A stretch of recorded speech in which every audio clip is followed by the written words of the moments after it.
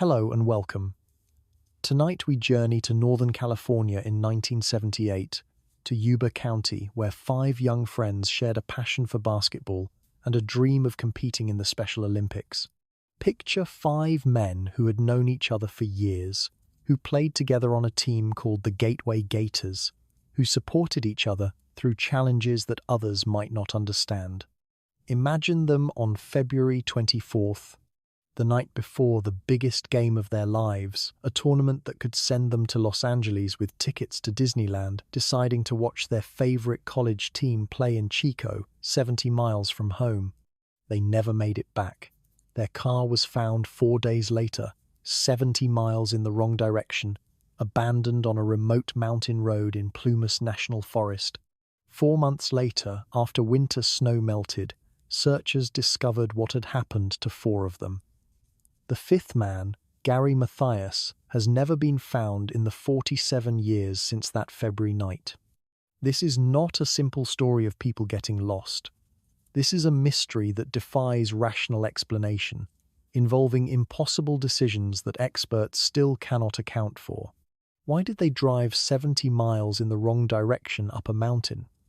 Why did they abandon a car that was not truly stuck, that had gas, that started immediately when police tried it days later? Why did they walk nearly 20 miles through deep snow in street clothes and street shoes? Why did Ted Wayher survive for weeks in a Forest Service trailer, but never use the food, heat, or blankets available to him? And where is Mathias? These questions have haunted investigators, families, and researchers for nearly 5 decades. The answers, if they exist at all, died with 4 men on a snowy mountain and vanished with a fifth who has never been found. Before we begin, if you enjoy these deep explorations of enduring mysteries, please consider subscribing to the channel. And if you find yourself drifting off during this story, that is exactly what this content is designed for, a contemplative journey into a case that continues to perplex everyone who encounters it. Now, let us explore the mystery of the Yuba County Five. To understand what makes this case so baffling, we must first understand who these 5 men were, not as victims or as subjects of mystery, but as real people with personalities, passions, and lives that mattered to those who knew them. Picture Yuba County in the 1970s, a largely rural area north of Sacramento, where communities were small enough that everyone knew their neighbors and where young people with disabilities often found support and acceptance in local programs designed to help them live as independently as possible. Picture the 5 friends who would disappear on February 24th were all participants in such programs. 4 of them had what was then called mild mental retardation or intellectual disabilities. Today we would say they had developmental disabilities or learning difficulties. The 5th, Mathias, had been diagnosed with schizophrenia but had been stable on medication for more than 2 years. It is important to understand that despite these challenges, all 5 were high-functioning individuals who held jobs or had held jobs, who lived semi-independently with family support, who traveled on their own, and who participated fully in community activities. They were not children, though people sometimes called them the boys, with affection. Ted Wayher was 32 years old, Jack Madruga was 30, Bill Sterling was 29, Mathias was 25, Jack Hewitt was 24. These were adult men who happened to need some support and understanding in areas where they faced challenges, but who were perfectly capable of making decisions, pursuing interests, and living meaningful lives. Imagine what bound them together most powerfully was basketball. All 5 played for the Gators, a team in a league organized for adults with developmental disabilities. Picture the satisfaction they found in this sport, the teamwork, the competition, the physical activity, the camaraderie. Basketball gave them a place where they excelled, where their abilities mattered more than their limitations, where they could experience the joy of working toward a goal together. Picture on February 24th, 1978. They were 1 day away from the biggest game of their basketball careers. On Saturday, February 25th, The Gateway Gators were scheduled to play in a Special Olympics tournament in Chico. If they won, they would advance to playoffs in Los Angeles, and the trip would include tickets to Disneyland. For these 5 friends, this was not just another game. This was the culmination of months of practice and preparation, a chance to achieve something significant, an opportunity that they had been looking forward to for weeks. Imagine their uniforms laid out on their beds at home, ready for the next day. Their families knew how important this game was to them. The idea that any of these men would voluntarily miss this tournament is, to everyone who knew them, absolutely impossible. They would not have skipped it on a whim.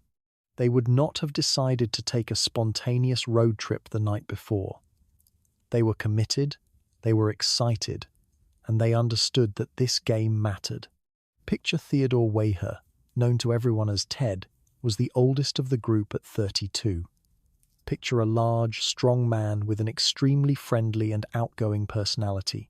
Ted loved greeting strangers on the street, loved talking to people, had a sweet and gentle disposition that made him beloved in his community. He had a mild intellectual disability that meant he sometimes lacked common sense about serious situations and did not always understand when danger was immediate. His family told a story that illustrated this vulnerability.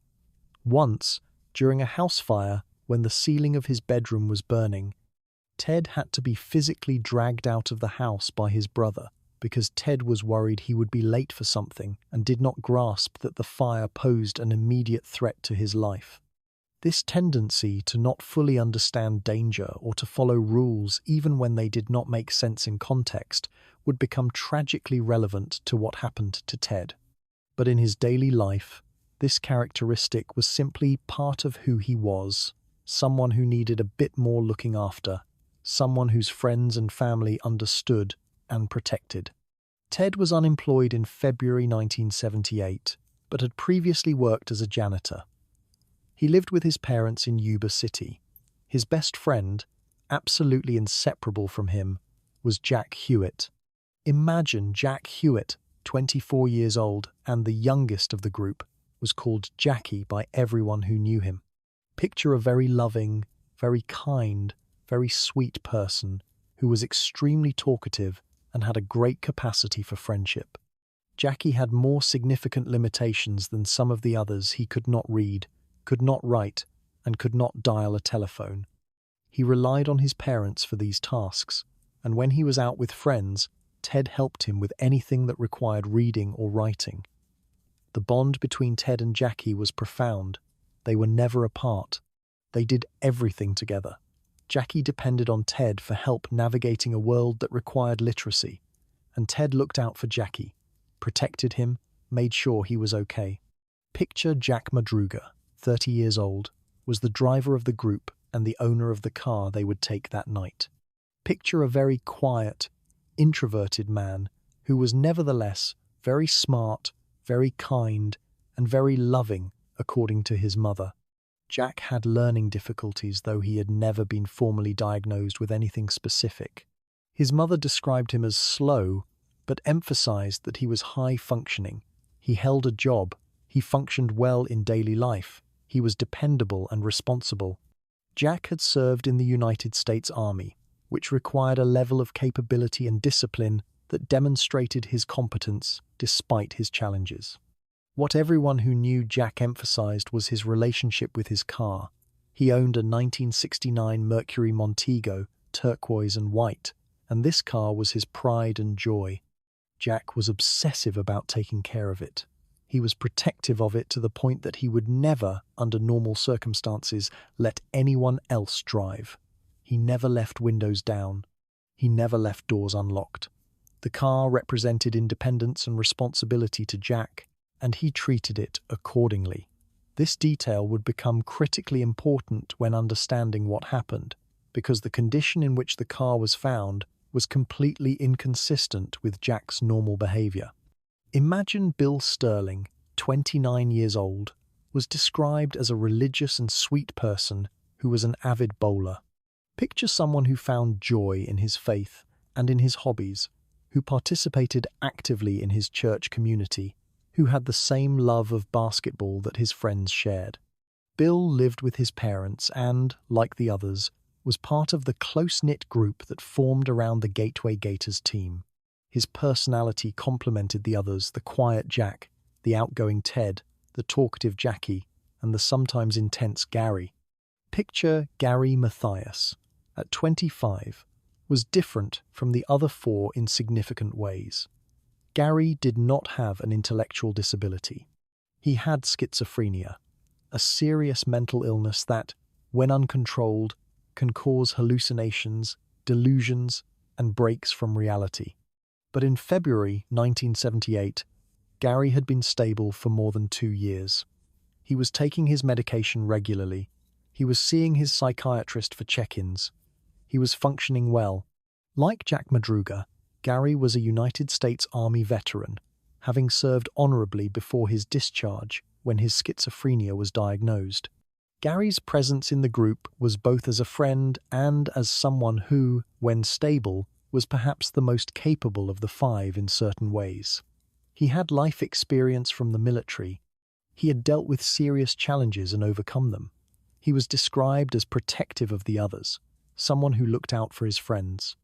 But his schizophrenia meant that he represented both a strength and a potential vulnerability if something caused him to become unstable, if he stopped taking medication or experienced a crisis. His judgment could be severely compromised.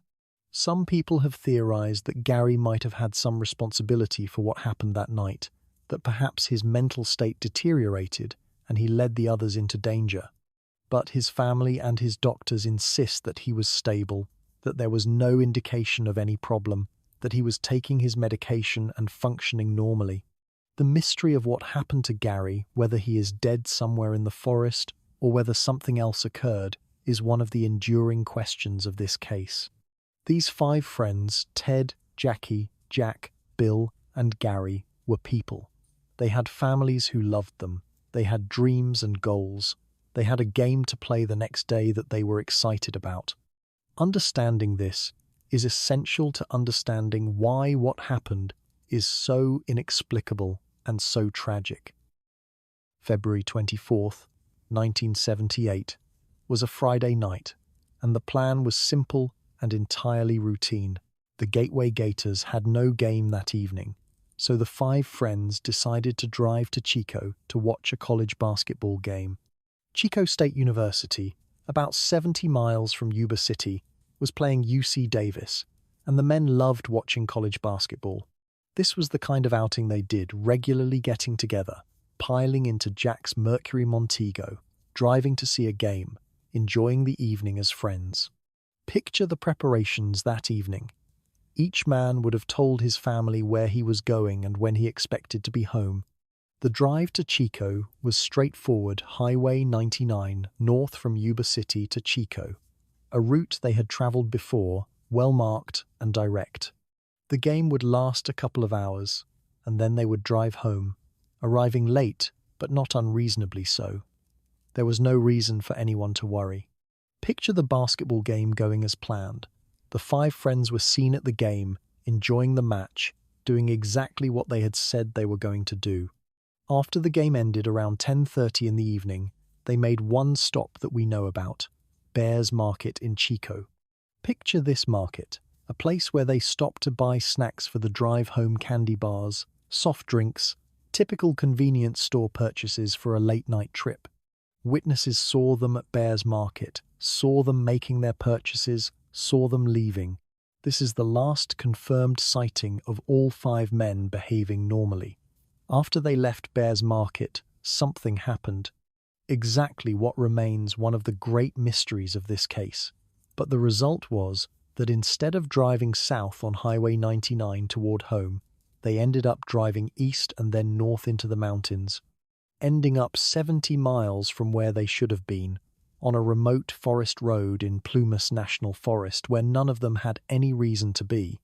Imagine the route they must have taken can be reconstructed from where the car was eventually found. They would have needed to leave Chico heading northeast rather than south.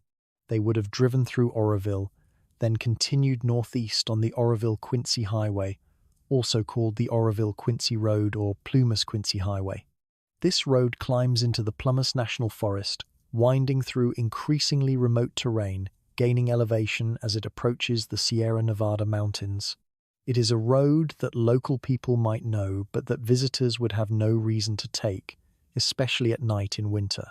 The road becomes more isolated and more treacherous as it climbs. In February, at higher elevations, there would be snow and ice, conditions dangerous for drivers unfamiliar with mountain roads. The Mercury Montego that Jack treasured was not a four-wheel drive vehicle designed for such conditions. It was a regular car, suitable for highways and city streets, not for snow-covered mountain roads. Yet somehow they drove this route, navigating difficult terrain in darkness, climbing to an elevation of 4,400 feet near where the snow line began. The car showed no damage to its undercarriage when it was eventually examined, which meant that whoever was driving had managed to avoid hitting rocks or going off the road despite the challenging conditions. This suggested either remarkable luck or that someone driving knew the road well enough to navigate it carefully even at night. The mystery of why they went there at all has never been satisfactorily explained. Various theories exist. Perhaps they got lost, though the route from Chico to Yuba City is straightforward and they had a map in the car. Perhaps they were following someone, though no one knows who or why. Perhaps they were being forced to drive there, though no evidence of foul play was ever found. Perhaps Gary Mathias, who may have had some friends in the Forbestown area to the east of Oroville, suggested they visit someone, though this does not explain why they would go so late at night before the important game the next day. Whatever the reason, they ended up on this remote mountain road, far from where they should have been, as night grew later and conditions grew more dangerous. And at some point, the car became stuck in the snow. Picture the car not being discovered immediately. When the 5 men did not return home Friday night, their families became concerned but perhaps not immediately alarmed. Young men sometimes stayed out late.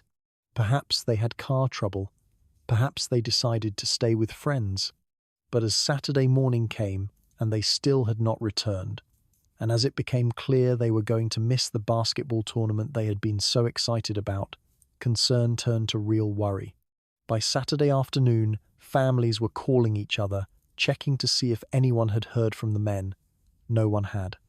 By Saturday evening, it was clear that something was seriously wrong. These men would not miss this tournament. They would not fail to call if they were having problems. The families contacted the police and reported the 5 friends missing. The police began searching, checking hospitals, checking roadsides along the route from Chico to Yuba City, looking for any sign of the Mercury Montego or the 5 men. The search continued through the weekend with no results.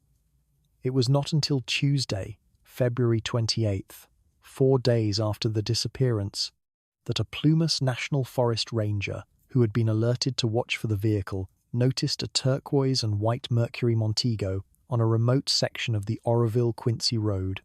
Picture this ranger approaching the car, recognizing it from the missing persons bulletins, understanding immediately that he had found something significant. The car was stuck in snow, angled partially off the road, clearly abandoned. The ranger contacted law enforcement, and deputies were brought to the scene to examine the vehicle and begin searching the surrounding area for the 5 missing men. Imagine what they found when they examined the car raised more questions than it answered. The Mercury Montego was stuck in snow, but only lightly stuck. The snow around it was 5 to 6 inches deep enough to create some difficulty, but not enough to completely immobilize the vehicle. When deputies tried the car, they found it had about a quarter tank of gas remaining. The keys were missing and never found, but when they hot-wired the ignition, the engine started immediately and ran smoothly. There was nothing mechanically wrong with the car. The undercarriage showed no dents, no damage, no signs of hard impact with rocks or rough terrain.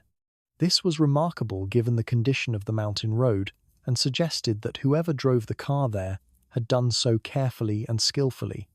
Inside the car, deputies found empty wrappers from the snacks purchased at Bear's Market, empty drink containers, basketball game programs from the Chico State game, and a road map of California neatly folded in the glove compartment. What they did not find was any winter clothing, any survival gear, any supplies that would indicate the men had prepared for mountain travel in winter. This made sense. They had been planning to watch a basketball game and drive home, not to go into the mountains. But it meant that when they left the car, they were dressed only in the street clothes they had worn to the game.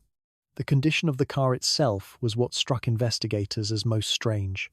The driver's side window was rolled down, completely out of character for Jack Madruga, who was obsessive about keeping his car secure. The doors were unlocked, equally inconsistent with Jack's known behavior. The keys were missing rather than being left in the ignition or dropped nearby where they might be found.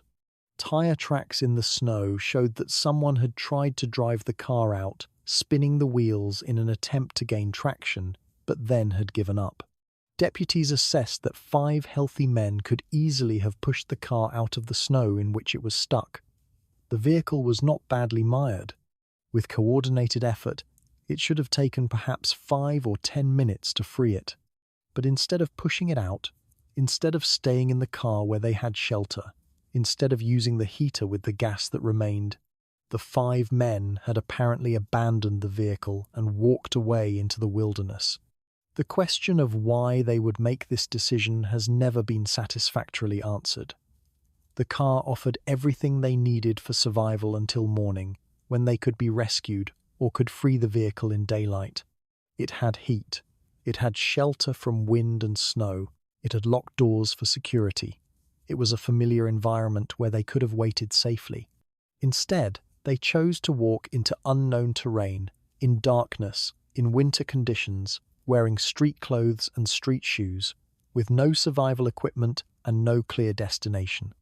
This decision makes no sense unless they were fleeing from something that terrified them, or unless they were being forced out of the car by someone, or unless they believed for some reason that help was nearby and they could reach it on foot. None of these explanations fits perfectly with the evidence, but all are more plausible than the idea that 5 men would voluntarily choose to walk into a snowy forest at night when they had a working car with heat and shelter. Picture the search for the 5 missing men beginning immediately after the car was found, but winter conditions in Plumas National Forest made searching extremely difficult. The area where the car was discovered was remote, heavily forested, and covered in snow that in many places was 4 to 6 feet deep. Searchers on foot could not easily traverse the terrain. The Forest Service brought in search and rescue teams, but the vast area that needed to be covered and the difficult conditions meant that the search was slow and often ineffective. Days passed, then weeks. Families waited for news, hoping the men would be found alive, perhaps having reached shelter somewhere, perhaps being cared for by someone who had not yet realized they were missing. But as February turned to March and March turned to April, hope faded. Winter snow still covered much of the search area. Until it melted, searchers could not access many parts of the forest where the men might have gone. Imagine the snow finally beginning to melt in May. On June 4th, 1978, more than 3 months after the disappearance, searchers made the first discovery. Deep in the forest, 19.4 miles from where the car had been abandoned, they found a Forest Service trailer used by workers during summer months. The trailer was unlocked, and inside, they found the body of Ted Wayher. Picture this trailer, a modest structure designed to house Forest Service personnel during fire season. It contained basic amenities, bunks, a table, storage areas. It had a propane heating system that could warm the interior. It had a locker stocked with food, primarily military sea rations and other shelf-stable supplies, enough food for months. It had blankets and other supplies. This was not luxury accommodation, but it offered everything necessary for survival: shelter, warmth, food, water from melted snow.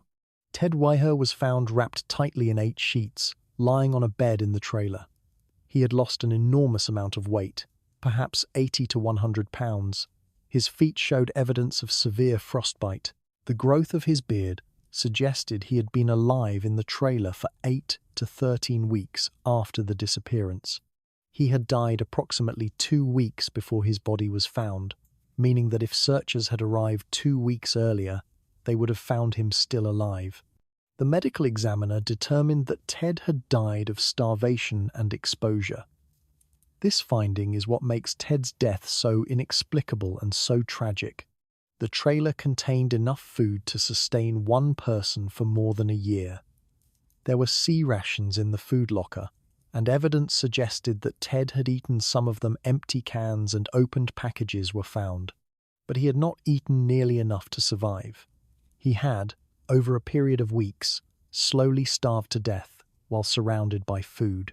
The propane heating system in the trailer was found with a small amount of propane still in the tank, suggesting it could have provided some heat, but there was no evidence Ted had ever turned it on.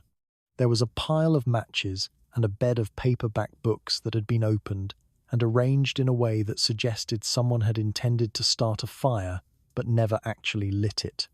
The trailer had blankets, but Ted was wrapped only in sheets. Every resource for survival was available, but most had not been used.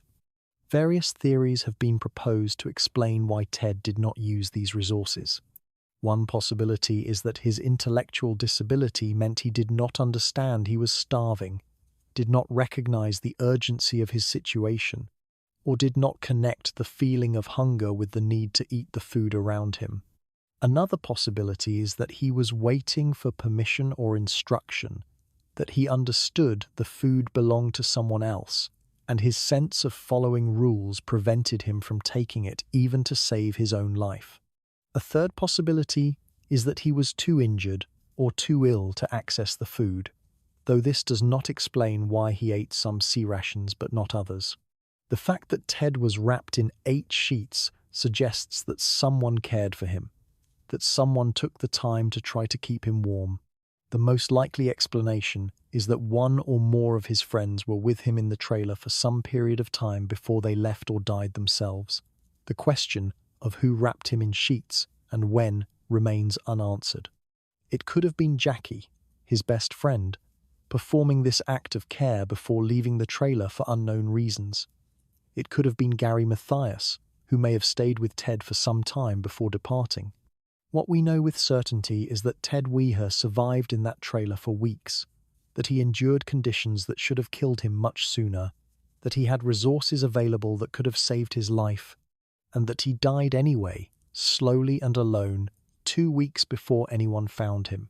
3 days after Ted's body was discovered, on June 7th, searchers found the remains of Jack Hewitt. Jackie's body was found in a wooded area 1 to 2 miles northeast of the trailer, his remains scattered by animals. His father, Jack Hewitt Sr., was part of the search party and was the one who found his son's backbone under a bush. Picture the horror of that moment, a father searching for his missing son and discovering his remains in this way. The trauma of this discovery is part of the ongoing pain that families of the missing men have carried for decades. Jackie's skull was found 300 feet away from the rest of his remains. His shoes and jeans were found nearby. The medical examiner determined he had died of exposure and hypothermia. Whether he died on the way to the trailer and never reached it, or whether he reached the trailer and then left for some reason, cannot be determined from the evidence. What is clear is that Jackie did not survive the cold. He died on that mountain, and his remains lay there for months before being discovered. The bodies of Jack Madruga and Bill Sterling were found along the same general route between the car and the trailer, though specific details of their locations and conditions are less thoroughly documented in available sources. Like Jackie, they died of hypothermia and exposure. They were found still wearing the street clothes they had worn to the basketball game, insufficient protection against the mountain cold. None of them had reached the trailer, or if they had left it and died attempting to go somewhere else. Mathias was never found. No body, no remains, no definitive evidence of what happened to him. His fate remains completely unknown. Some searchers found what they thought might be human remains in the forest, but these were never confirmed to be Gary's. A pair of leather shoes that might have been his were found in the trailer, but this is not conclusive evidence of anything, except that someone wearing similar shoes was there at some point. The mystery of Gary's disappearance within the larger mystery of what happened to all 5 men has led to extensive speculation. Some believe Gary may have been responsible for leading the others into danger, that his mental illness may have caused him to become unstable and make poor decisions that doomed them all.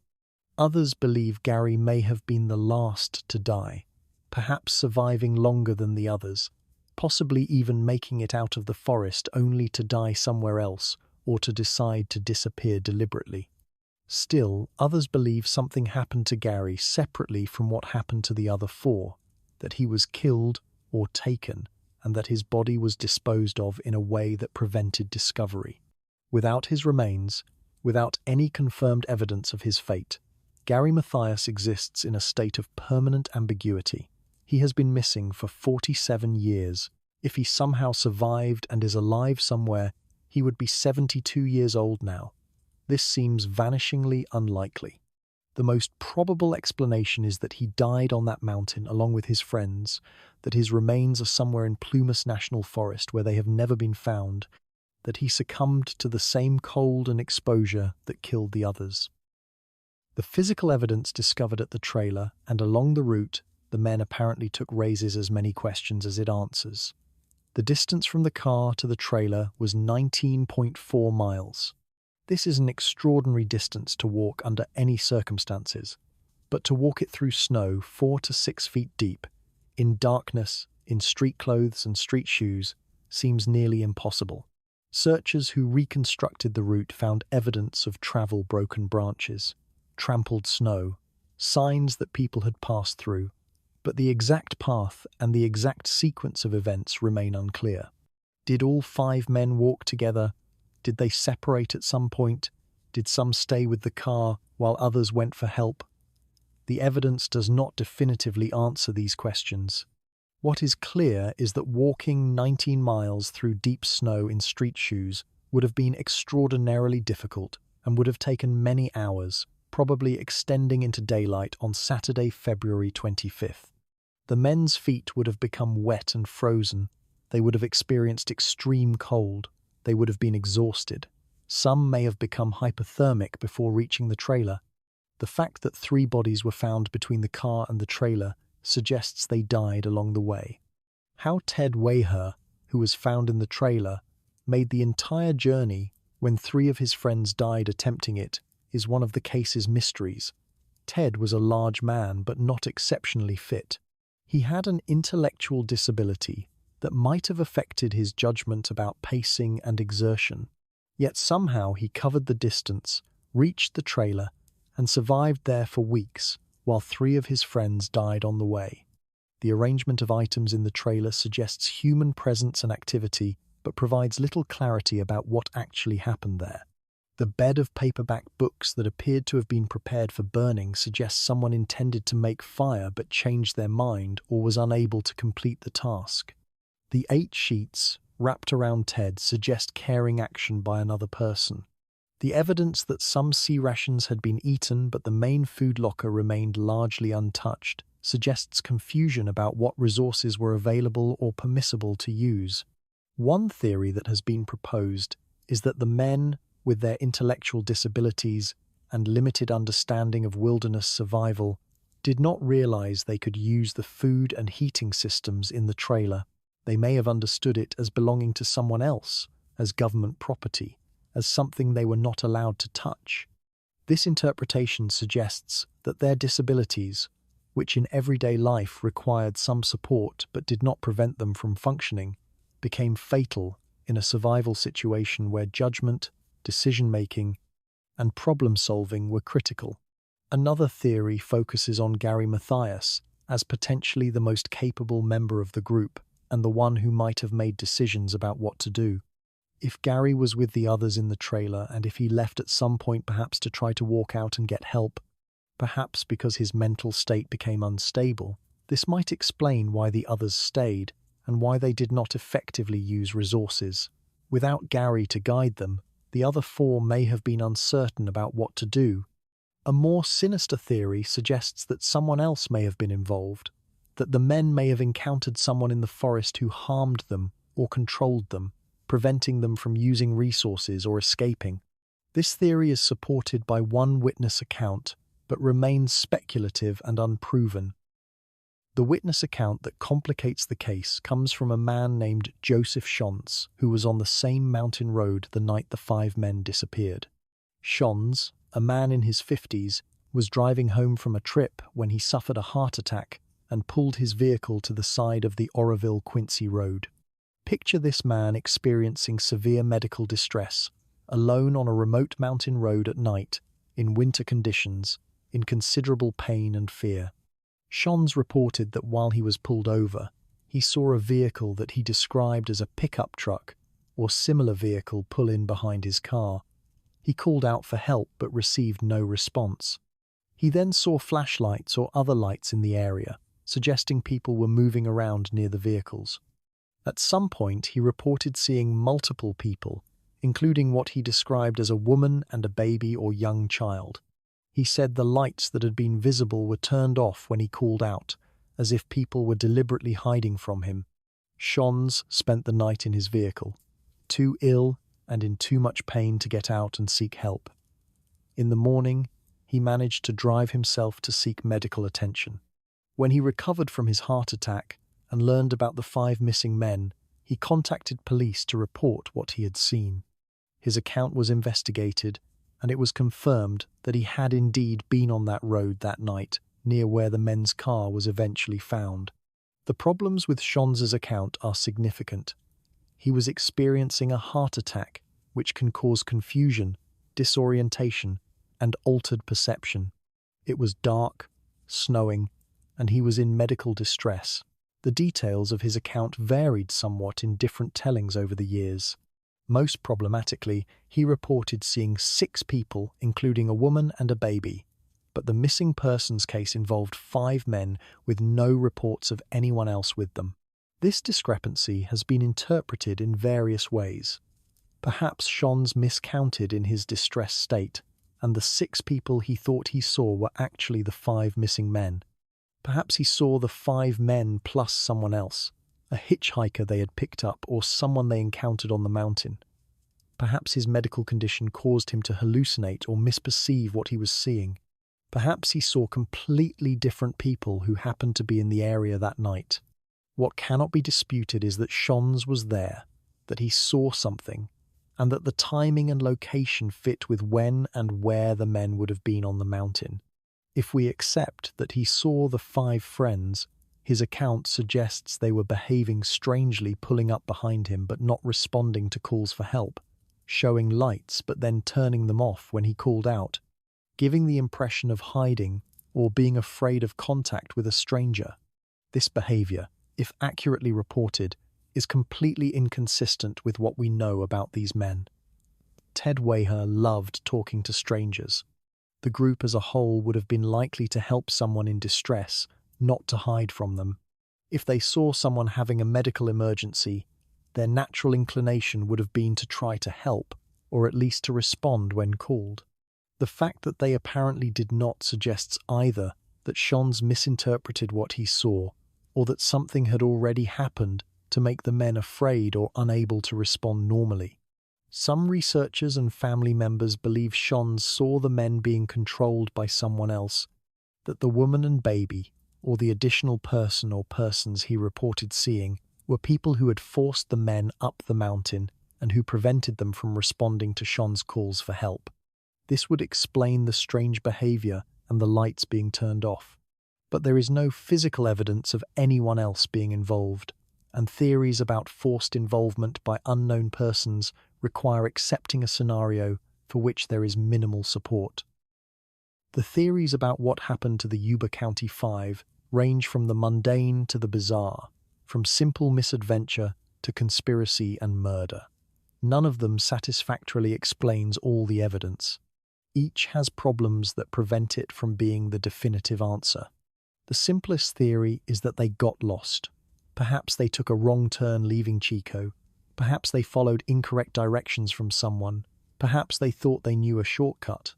Once on the mountain road, perhaps they continued driving because they did not immediately realize they were lost, and by the time they understood they were in the wrong place, they were already far from familiar territory. When the car became stuck, perhaps they panicked and made the poor decision to abandon it and walk rather than stay and wait for help. This theory has appeal because it requires no additional actors, no conspiracy, no complicated explanations. People get lost. People make bad decisions in stressful situations. The men had disabilities that affected their judgment. Under stress, in unfamiliar territory, in darkness and snow, they might have made choices that in retrospect seem incomprehensible, but that at the time seemed like the best option. But this theory struggles to explain several key facts. They had a map in the car. The route from Chico to Yuba City is straightforward. Even if lost, why continue driving deeper into the mountains rather than turning around? Why abandon a car that was not really stuck? Why walk nearly 20 miles through deep snow rather than stay in the car? Why, once at the trailer, did Ted not use the food and heat available? A variation on the lost theory suggests that something happened to Gary Mathias that compromised his judgment, that his mental illness caused him to become unstable and to lead the others into danger. Perhaps he stopped taking his medication, or perhaps stress triggered an episode of psychosis in which he believed they needed to go to the mountains for some delusional reason. The others, trusting Gary or unable to override his decisions, went along. Once in trouble, Gary may have made additional poor decisions that led to the others' deaths. This theory is troubling because it places blame on Gary for his mental illness, suggesting he killed his friends through bad judgment caused by his condition. His family strenuously rejects this theory, insisting Gary was stable, taking his medication, showing no signs of mental health crisis. They point out that blaming the schizophrenic member of the group is a convenient explanation that does not require evidence and that fits prejudices about mental illness. Moreover, even if Gary became unstable, this does not explain everything. Would 4 other men really follow him on an obviously dangerous course with no protest? Would they continue following poor decisions even as it became clear they were in life-threatening trouble? The group dynamics and the intelligence levels of the men suggest they were not so easily led that they would walk to their deaths without question. Another theory involves foul play by unknown parties. Perhaps the men picked up hitchhikers who turned out to be dangerous. Perhaps they encountered someone on the mountain who forced them at gunpoint to drive there and then to abandon the car. Perhaps something happened at the basketball game or at Bears Market that led to them being followed and targeted. Jackie Hewitt's brother, Tom, has promoted a version of this theory involving a local bully who allegedly had a grudge against Gary Mathias. Foul play theories offer explanations for otherwise inexplicable behavior. If someone was threatening them with violence, they would abandon a working car. If someone was controlling them, they would behave strangely when Joseph Shons called out. If they were running from attackers, they would walk impossible distances through snow. These scenarios transform the men from people making incomprehensible decisions into victims following understandable survival instincts. But foul play theories have significant problems. No physical evidence of anyone else being involved was ever found. No witnesses reported seeing the men with strangers. Nothing in the car or at the trailer suggested struggle or violence. The bodies that were found showed no signs of injury beyond what would be expected from hypothermia and exposure. If someone forced them up the mountain, why? If someone wanted to harm them, why not do so directly rather than forcing them to walk to their deaths? Why target 5 men with disabilities who had no known enemies and no money worth stealing? The mystery of Gary Mathias is sometimes explained through a theory that he was killed separately, perhaps by the hypothetical attackers, and his body was disposed of in the Oroville River or some other location where it would never be found. This would explain why only 4 bodies were found and why Gary's fate differs from the others. But again, this requires accepting a complex scenario with no supporting evidence. Perhaps the most honest assessment is that we do not know what happened, that the available evidence is insufficient to determine exactly what decisions were made and why. We know the men went to Chico, attended the game, stopped at Bears Market, and then somehow ended up on a mountain road where they had no reason to be. We know they abandoned a working car and walked nearly 20 miles through snow. We know 3 died of hypothermia on the way to the trailer. We know Ted reached the trailer and survived there for weeks before dying of starvation. We know Gary was never found. Beyond these facts, we are left with speculation, with theories that have problems, with questions that have no satisfying answers. The case resists solution not because evidence is lacking, but because the evidence that exists describes behavior so inconsistent with what we know about these men that we cannot construct a coherent narrative that explains it. For the families of the 5 men, the questions and the lack of answers have been a source of ongoing pain for nearly 5 decades. Picture these parents and siblings who loved their sons and brothers, who encouraged their participation in basketball and supported their semi-independent lives, who watched them leave for what should have been an ordinary Friday evening, and who never saw them return. The families initially held hope that the men would be found alive, that perhaps they had taken shelter somewhere, that perhaps they would turn up with a story of adventure and survival. As days turned to weeks and weeks turned to months without finding them, hope faded but did not entirely die. The human capacity to hope against evidence is powerful, and families of missing persons often maintain some small possibility of reunion long after rational analysis suggests their loved ones are dead. When the bodies began to be discovered in June, the families received the closure of knowing their loved ones had not simply disappeared, but also the terrible knowledge of how they had died cold, alone, suffering, unable to save themselves. For Jack Hewitt Sr., the trauma of being the one to find his son's remains added an additional layer of horror to the grief. Picture this, father, hoping to find his son alive, instead discovering his bones scattered in the forest. For the Weher family, the knowledge that Ted had survived for weeks in the trailer, that he had been alive and waiting for help, that he died only 2 weeks before being found, must have been agonizing. If the search had located the trailer sooner, if someone had thought to check that specific area earlier, if the snow had melted 2 weeks sooner, Ted might have been saved. He endured cold and hunger for weeks. He survived impossible conditions, and then he died just before rescue could arrive. The nearness of saving him makes his death all the more tragic. The families have coped with their losses in different ways. Some have become advocates for renewed investigation, pushing law enforcement to reconsider the case, to apply new techniques, to search for additional evidence.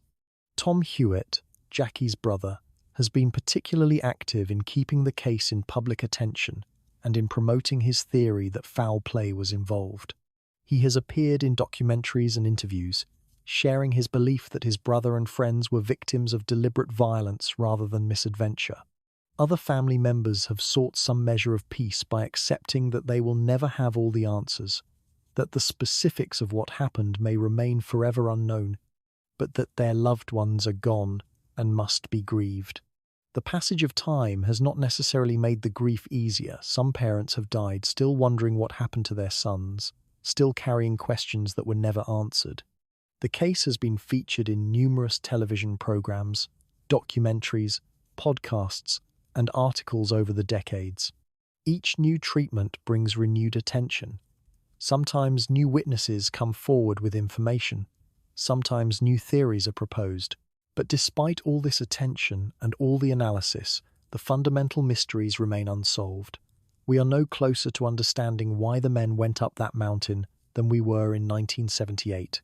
For the community of Yuba County, the disappearance and deaths of the 5 friends was a trauma that affected many people beyond the immediate families. The men were known in the community. They participated in local programs. They had employers and co-workers and friends and neighbors. The Gateway Gators team lost its entire starting lineup. Other participants in disability programs lost friends and role models. The sense that something terrible and inexplicable had happened to people who were vulnerable and deserving of protection created unease and sorrow throughout the community. The Yuba County 5 case has sometimes been called America's Dyatlov Pass, referencing the famous 1959 incident in Russia where 9 hikers died under mysterious circumstances on a mountain. The comparison is apt in some ways. Both cases involve groups of people who left a place of relative safety and died in a wilderness area under circumstances that seem to defy logical explanation. Both cases have spawned countless theories, and neither has been definitively solved. But the comparison also has limitations. The Dyatlov Pass hikers were experienced outdoors people who were on a planned expedition and who had some agency in their decisions, even if those decisions were influenced by factors we do not fully understand.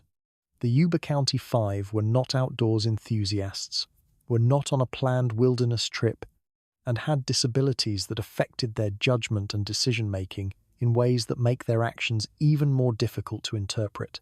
What both cases share is the profoundly unsettling quality of inexplicable human behavior leading to preventable death.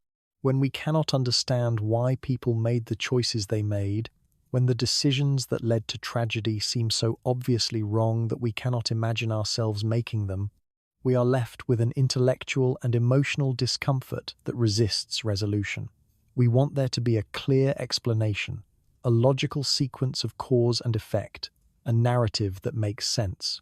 When the evidence does not provide this, we create theories, we speculate, we argue about possibilities, all in an attempt to restore order to chaos.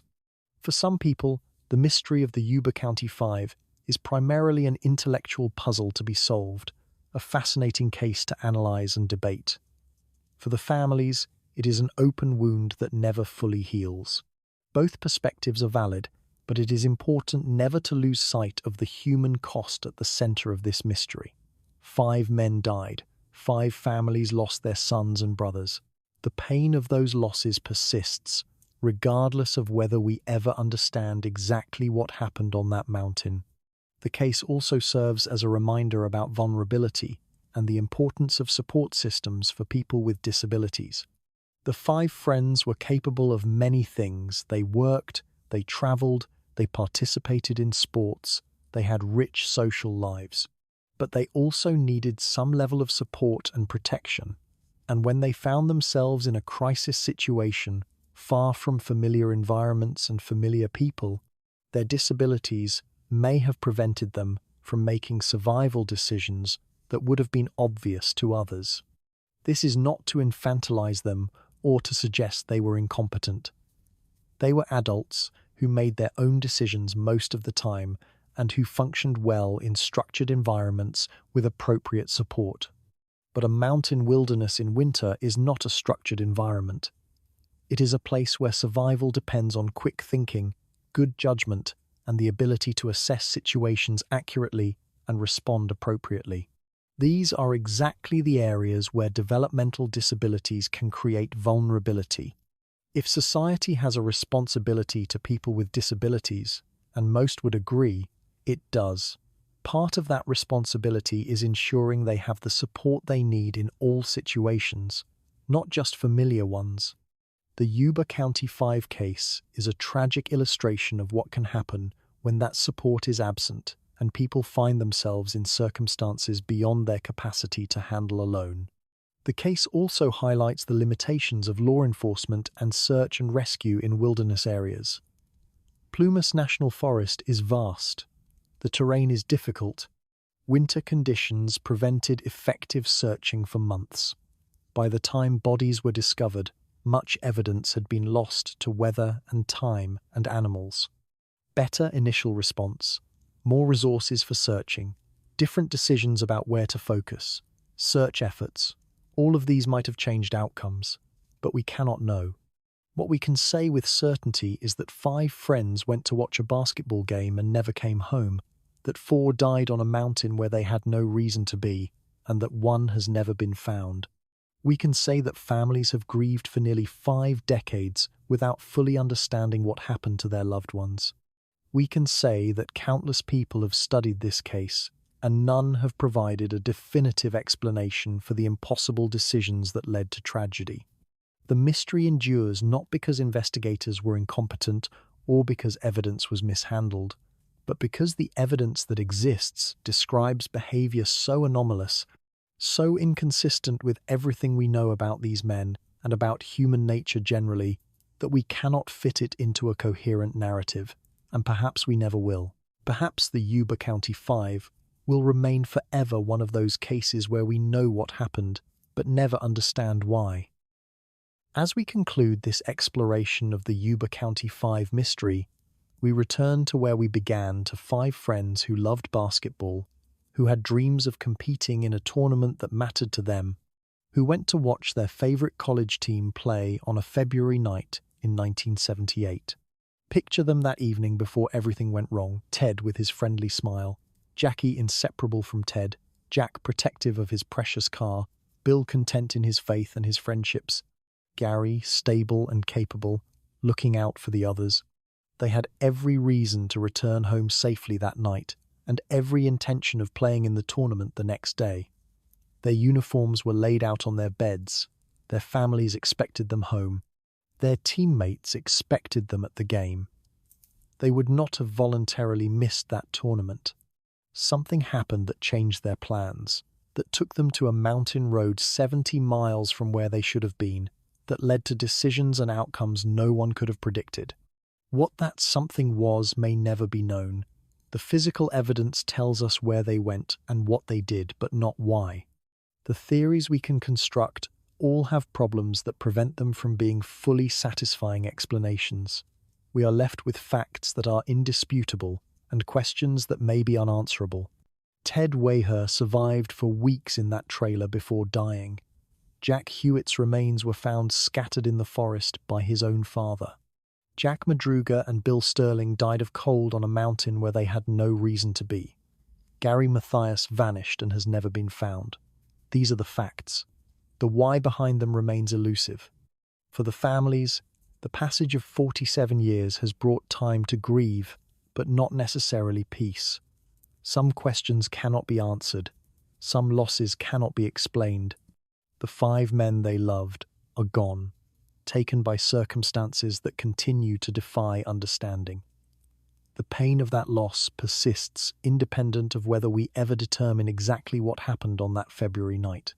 For those of us who study this case from a distance, who were not there and did not know these men, we owe them the respect of remembering that they were people, not just victims or subjects of mystery.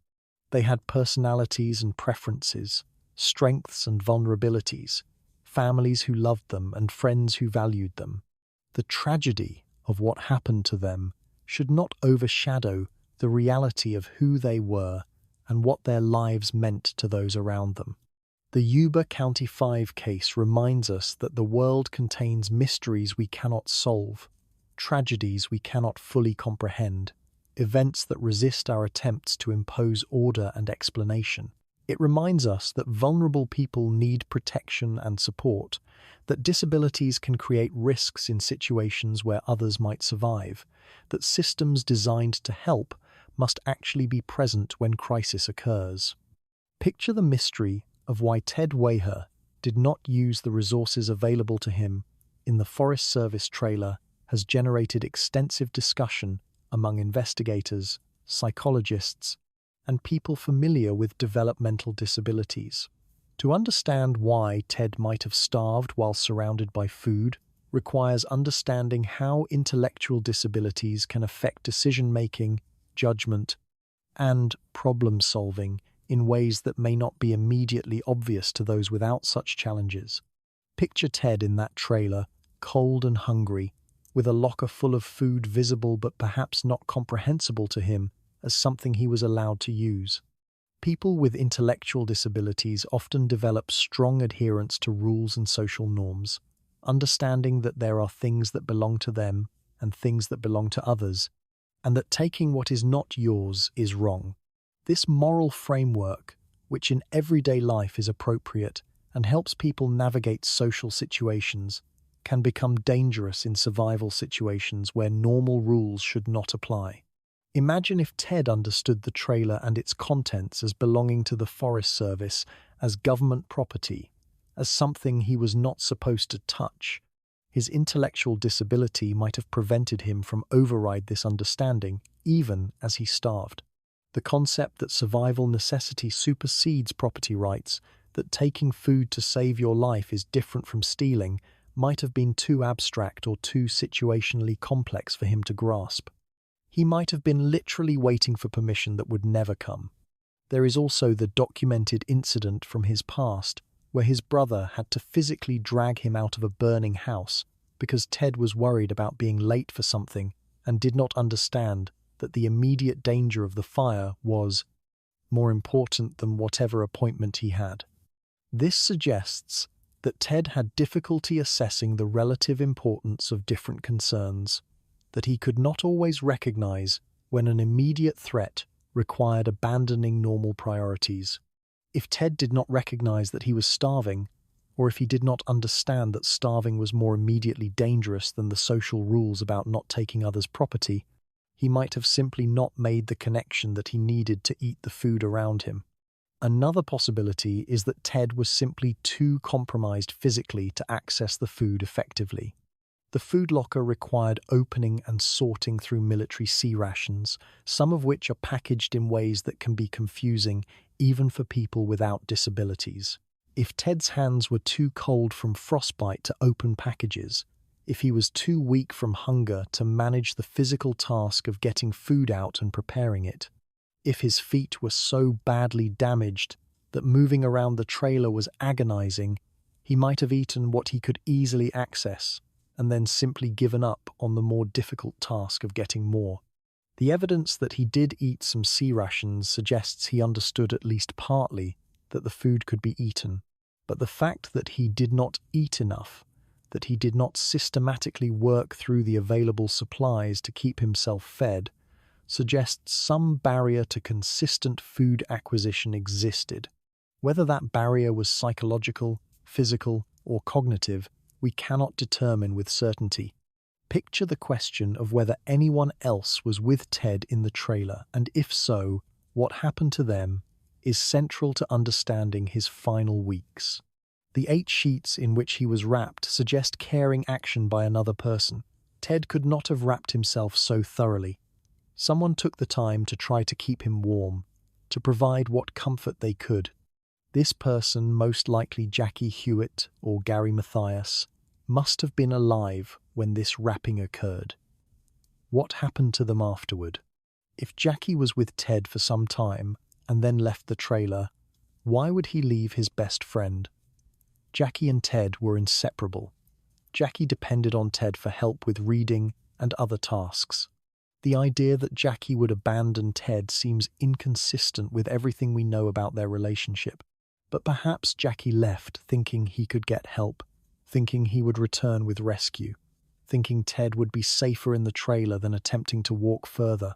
If Jackie left with this intention, he never made it far. His body was found only 1 to 2 miles from the trailer, suggesting he died shortly after leaving. If Gary was with Ted, the dynamics would have been different. Gary was more capable than the others in some ways, more experienced from his military service, possibly more able to assess the situation and make survival decisions. If Gary recognized that they needed help and that staying in the trailer was not sustainable, he might have left to try to walk out and bring rescue. But this raises the question of why Gary would not have ensured Ted had food and heat before leaving, why he would not have done more to set Ted up for survival in his absence. Some have theorized that Gary's mental illness might have destabilized while in the trailer, that the stress of the situation might have triggered a psychotic episode that caused him to make irrational decisions. If Gary became paranoid or delusional, he might have left the trailer for reasons that made sense only in his disturbed mind, leaving Ted behind without proper provision. But Gary's family rejects this theory, and there is no evidence that he had stopped taking his medication or was experiencing mental health crisis before the disappearance. The alternative is darker, that Gary never made it to the trailer at all, that something happened to him separately from what happened to the others, that his disappearance is a different mystery within the larger mystery of the Yuba County Five. His shoes being found in the trailer could mean he was there, or it could mean someone else brought his shoes there, or it could be a misidentification of the shoes as his. Without his body, without any confirmed physical evidence placing him in the trailer, we cannot be certain he ever reached it. Imagine the geographic and weather context of where the five friends ended up provides important perspective on why their situation became so dire and why rescue was so difficult. Plumas National Forest covers more than 1 million acres in the northern Sierra Nevada mountains of California. Picture this vast wilderness area, heavily forested with pine and fir, cut through by deep canyons and dotted with mountains rising to elevations over 7,000 feet. In February, much of this area is snow-covered. Temperatures drop well below freezing at night, and access by road is limited by winter conditions. Picture the Oroville-Quincy Road, where the car was found, is a 2-lane mountain highway that winds through the forest, connecting the town of Oroville in the foothills to Quincy in the higher mountains. In summer, this is a scenic drive through beautiful country. In winter, it is treacherous, with ice and snow making the road difficult to navigate and dangerous for drivers unfamiliar with mountain conditions. The road climbs steadily from Oroville, gaining elevation as it enters the forest, eventually reaching areas where winter snow remains deep well into spring. At the elevation where the Mercury Montego was found, approximately 4,400 feet, the snow line typically begins in winter. Snow depth varies depending on specific location and weather patterns. But in February 1978, following a winter with significant precipitation, snow in that area ranged from a few inches on exposed roadway to 4 or 6 feet in forested areas where trees shaded the ground and prevented melting. The men who left the car and walked into this environment faced snow that in many places would have been waist-deep or deeper, making every step a struggle and rapidly exhausting anyone not equipped with snowshoes or proper winter gear. Imagine the temperature during the night of February 24th to 25th would have been well below freezing. Nighttime temperatures in that area in February typically range from the low 20s to the low 30s Fahrenheit, cold enough to be dangerous for anyone improperly dressed, potentially fatal for anyone wet from falling in snow or sweating from exertion. The men were wearing street clothes, regular pants, regular shirts, street shoes appropriate for attending a basketball game indoors, but completely inadequate for mountain wilderness in winter. Picture the distance of 19.4 miles from the car to the trailer represents an extraordinary journey under these conditions.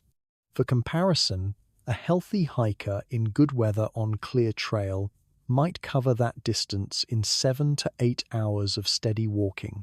But through deep snow, in darkness, in inadequate clothing and footwear, while probably becoming increasingly hypothermic and exhausted, that same distance would take much longer and require far more effort. It is entirely possible that what should have been an 8-hour hike became a 12 or 15 or 20-hour ordeal, extending well into daylight on Saturday. Imagine the route they apparently took, based on where bodies were found, led generally uphill and northeast from where the car was located. This direction would take them deeper into the forest and higher in elevation, exactly the wrong direction for someone trying to get back to civilization. The nearest town, Forbes-town, was northeast of where they started, but it was many miles distant and reached by roads they would not have known. The correct direction for help would have been back down the mountain the way they had come, retracing the route to Oroville. Why they went the direction they did remains unexplained. One possibility is that they saw lights from the Forest Service facilities and thought they were walking toward help, not understanding how distance and terrain can make lights appear closer than they are. Another possibility is that they were simply disoriented, unable to determine direction in darkness and snowstorm, walking in what they hoped was the right direction, but actually moving further from safety. A third possibility is that someone with them, perhaps Gary Mathias, if he had some familiarity with the area, thought he knew where shelter could be found and led the group in that direction. Picture the Forest Service trailer they eventually reached was not visible from the road where the car was found. It sat deep in the forest, part of a complex of facilities used by firefighting crews in summer but abandoned and locked in winter. That the men found it at all suggests either remarkable luck or some knowledge that it existed and roughly where it was located. If Gary had friends in the Forbestown area, he might have known about Forest Service facilities in the region. If the men were simply wandering and happened upon it, that would be extraordinary coincidence.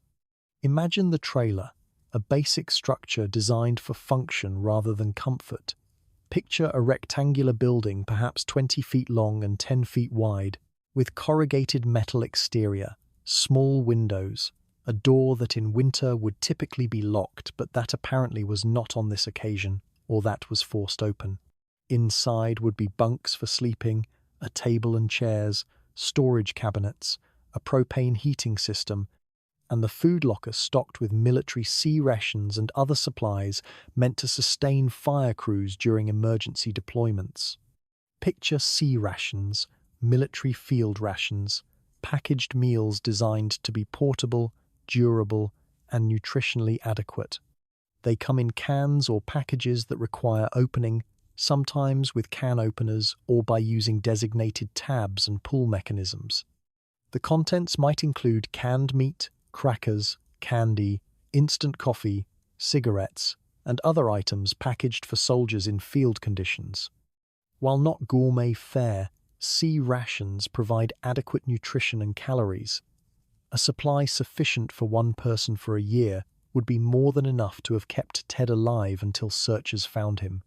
That he did not use this resource effectively, that he slowly starved while surrounded by food, remains the central tragedy and mystery of his death. Every possible explanation has been proposed: cognitive inability to understand he could use the food, physical inability to access it properly, waiting for permission that never came, not recognizing he was starving, depression, or giving up on survival. We cannot know which, if any, of these explanations is correct. We know only that Ted died of starvation in a place where starvation should have been impossible. Imagine the initial search for the 5 missing men, conducted in late February and early March of 1978, was hampered by winter conditions that made much of Plumas National Forest inaccessible. When the car was found on February 28th, law enforcement immediately began searching the surrounding area. But deep snow and vast territory meant that searchers could not effectively cover the region where the men might have gone. Picture search and rescue teams working in difficult terrain, probing snow, checking any visible structures or natural shelters, calling out for the missing men, finding nothing. Helicopters flew over the forest when weather permitted, looking for any sign of the men or evidence of their passage. Searchers on snowmobiles or on cross-country skis tried to cover ground that was impassable on foot. But the forest is dense, visibility through trees is limited, and men wearing dark clothing would not necessarily stand out against shadowed snow under trees. If the men had reached shelter and were waiting for rescue, they might not hear helicopters overhead. If they were incapacitated or dead, they would be invisible under snow or in areas where searchers did not think to look.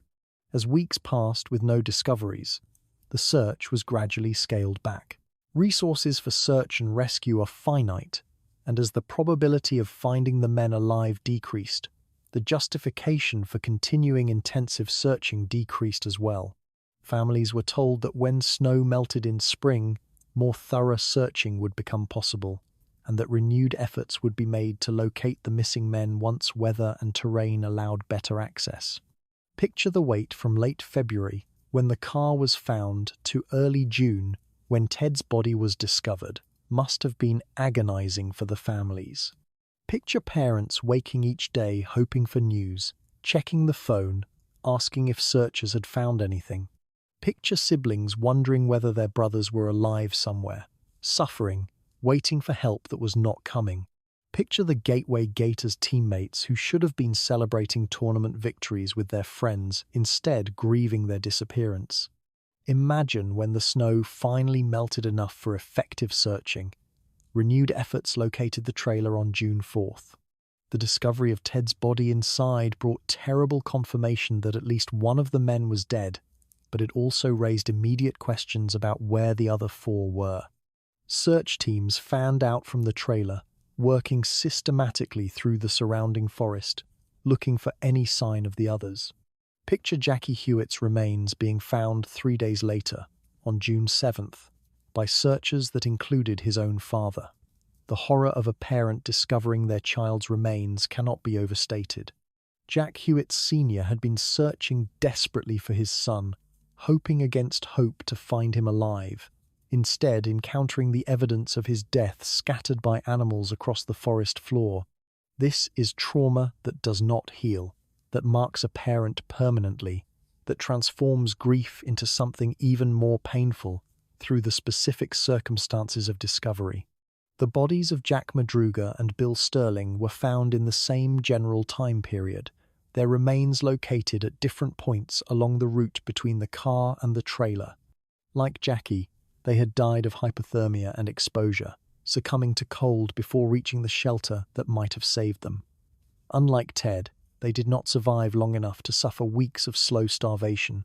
For their families, there was perhaps some small mercy in knowing their deaths came relatively quickly, rather than after prolonged suffering, though no parent wishes to imagine their child dying of cold on a mountain. Gary Mathias was not found then, and has not been found in the 47 years since. Extensive searching of the area around the trailer and along the routes the others had taken yielded no sign of him. Some searchers reported finding what might have been human remains in other parts of the forest, but these were never confirmed to be Gary's. His fate remains completely unknown, and he exists in the records as a missing person rather than a confirmed fatality. Imagine the investigation following the discoveries focused on determining what had happened and whether any criminal activity had been involved. The condition of the car suggested the men had left voluntarily, or at least without struggle. There was no evidence of violence, no signs of forced entry, nothing to suggest they had been attacked in the vehicle. The bodies showed no injuries inconsistent with hypothermia and exposure. The trailer showed evidence of human presence and habitation, but no signs of struggle or foul play. Investigators interviewed Joseph Shons multiple times about what he had seen the night of the disappearance, trying to determine whether his account indicated unknown persons with the men or whether his perceptions had been compromised by his medical condition. His story remained generally consistent, though details varied, and investigators were left uncertain whether he had actually seen the 5 men or had seen someone else entirely. The woman and baby he reported seeing were never identified or explained. The official conclusion, eventually reached by law enforcement and coroners, was that the deaths were the result of misadventure rather than homicide. The men had gone to the mountain for unknown reasons, had made poor decisions about abandoning the car and walking through deep snow, and had died of exposure before reaching help, or had reached the trailer but died there from failure to use available resources. No evidence of foul play was found, no suspects were identified. The case was classified as a tragic accident rather than a crime. This conclusion has never satisfied some of the families, particularly Tom Hewitt, who believes his brother and friends were victims of murder. Tom has advocated for decades for renewed investigation, for application of new forensic techniques, for taking seriously his theory about local bullies targeting the men.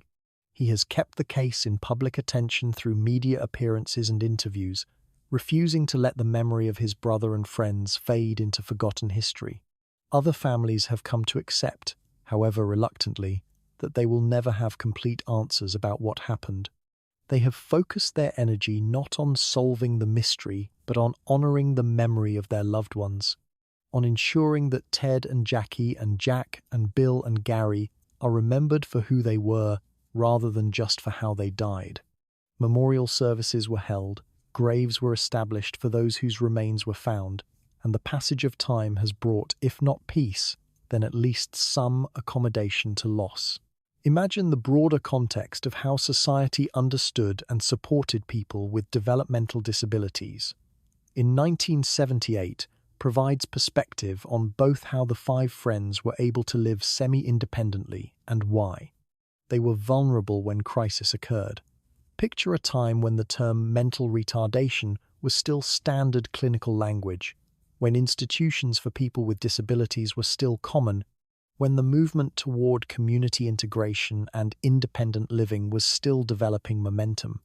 Picture the five friends as beneficiaries of programs designed to help people with intellectual disabilities live in the community rather than in institutions.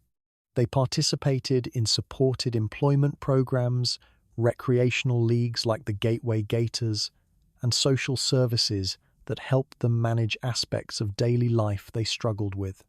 These programs represented progress compared to earlier eras when people with their level of disability might have been institutionalized, but they also had limitations in how comprehensively they supported people and how well they prepared people for emergencies outside normal routines. Imagine the men functioning well in structured environments with familiar routines. They could hold jobs that had clear expectations and consistent procedures. They could participate in basketball leagues with defined rules and scheduled games. They could manage daily life tasks like personal hygiene, meal preparation, and transportation when these followed familiar patterns.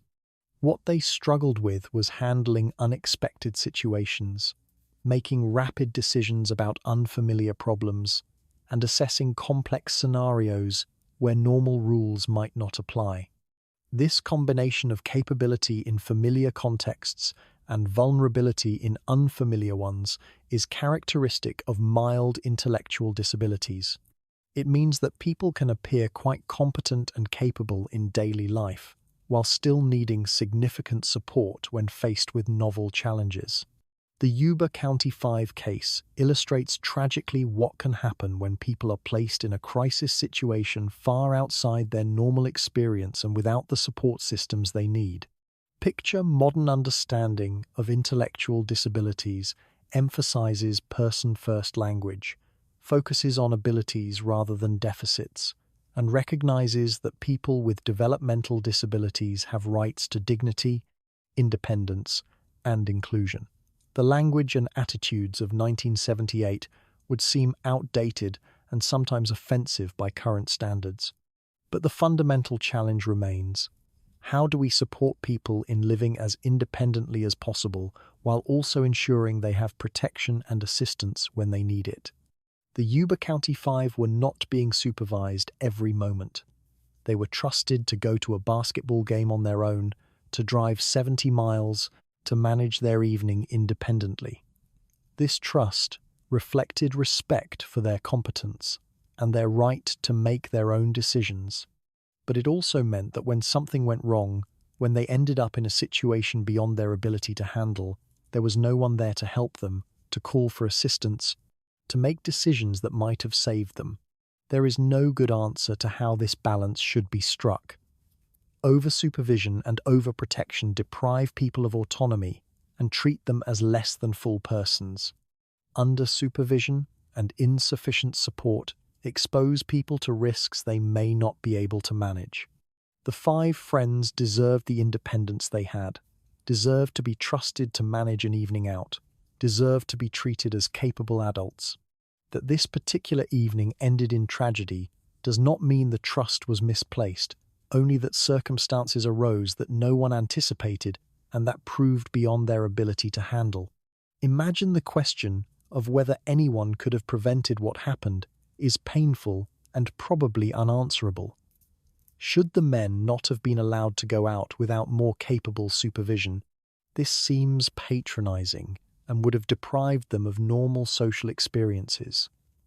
Should their families have been more worried when they did not return?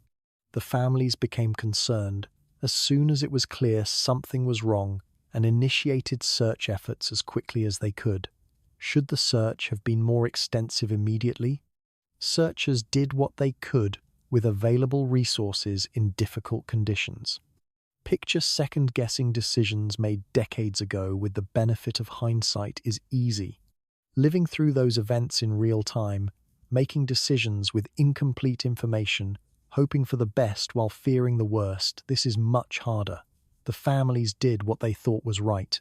The men made the best decisions they could with their abilities. Search and rescue did what was possible given winter conditions and vast territory. That it all ended in tragedy does not necessarily mean anyone made wrong choices, only that circumstances combined in ways that led to terrible outcomes despite reasonable efforts. Imagine the case being covered extensively in media over the decades, with varying degrees of accuracy, sensitivity, and respect for the victims and their families. Television programs, podcasts, YouTube videos, articles, and books have all examined the mystery, each bringing different perspectives and sometimes different theories. Some coverage has been thoughtful and well-researched, treating the case with appropriate seriousness and the victims with dignity. Other coverage has been sensational, focusing on the bizarre aspects of the case while giving insufficient attention to the human cost.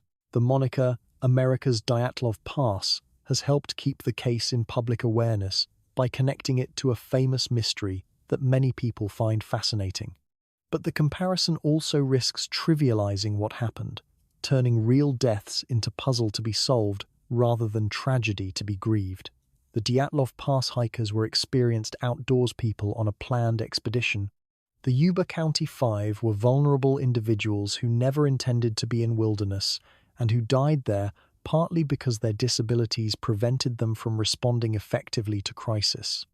Picture documentary treatments of the case face the challenge of balancing the inherent dramatic interest of the mystery with respect for the victims and their families.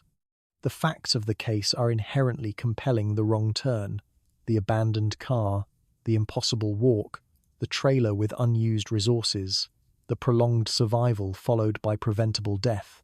These elements create narrative tension and engage audience interest, but focusing too heavily on the mystery aspects risks losing sight of the fact that real people died, that families suffered devastating losses, that the bizarre decisions that make the case interesting were made by people with limitations who deserved better than to die on a mountain. Some coverage has handled the disability aspects poorly, using outdated language, treating the men as children despite their adult ages, or implying that their disabilities made them somehow responsible for what happened to them. Better coverage acknowledges their vulnerabilities while respecting their dignity, explains how intellectual disabilities affected judgment and decision-making without being condescending, and treats them as full human beings rather than as victims, defined primarily by their limitations. The families have engaged with media coverage to varying degrees. Some have participated in interviews and documentaries, seeing this as a way to keep the case in public attention and to honor the memory of their loved ones. Tom Hewitt, in particular, has been vocal in his belief that the case deserves continued investigation and that his theory about foul play should be taken seriously. Other families have preferred privacy, finding that media attention reopens wounds rather than helping with healing. Imagine online communities interested in true crime and unsolved mysteries. The Yuba County 5 case is endlessly discussed and debated. Internet forums and subreddit threads dedicated to the case contain thousands of posts analyzing every detail, proposing theories, arguing about what happened and why. Some of this discussion is thoughtful and well-informed. Some of it is speculative to the point of fantasy, inventing scenarios with no evidentiary support. The families are aware of this online discussion and have mixed feelings about it, grateful that people care enough to think about the case, but sometimes distressed by how their loved ones are discussed as puzzles rather than as people.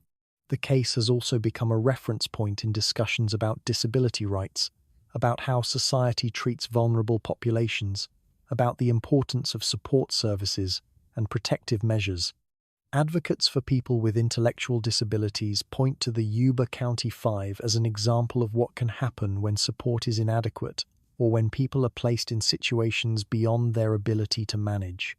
This advocacy is valuable, but it also risks instrumentalizing the deaths, using them as argument points in policy debates rather than honoring them as individual tragedies.